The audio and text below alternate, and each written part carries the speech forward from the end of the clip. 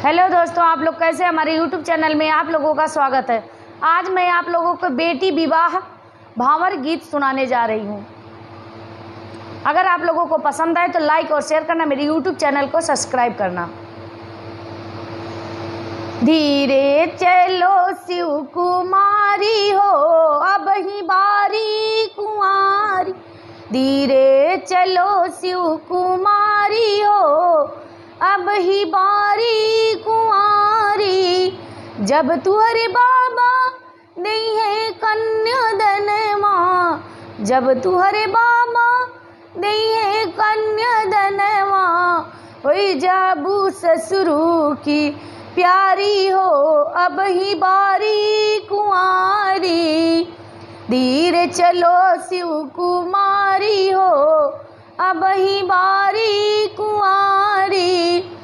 जब तुहरे पापा नहीं है कन्यादानमा, जब तुहरे पापा नहीं है कन्यादानमा, होई जाबू भसुरू की प्यारी हो, अब ही बारी कुंवारी। धीरे चलो शिव कुमारी हो, अब ही बारी कुंवारी।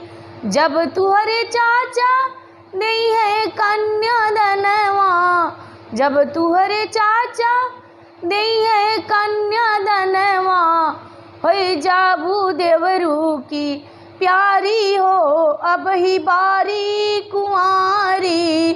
धीरे चलो शिव कुमारी हो, अब ही बारी कुंवारी।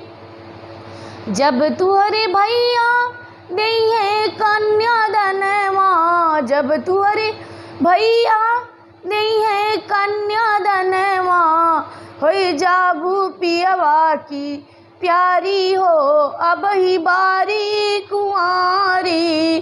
धीरे चलो शिव कुमारी हो, अब ही बारी कुंवारी।